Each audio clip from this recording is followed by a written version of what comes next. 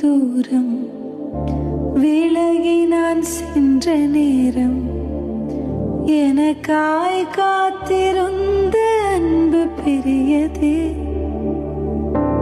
விட்டு விலகும் நேரம் இடறி நான் விழுந்த போதும் என்னை தாங்கி கொண்ட கிருபை பெரியதே.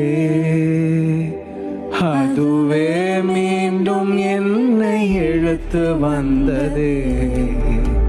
இன்னும் இன்னும் அதிகமாய் உந்தன் அருகிலே வந்து உந்தன் மார்பிலே நான் சாய்ந்திட வேண்டும்.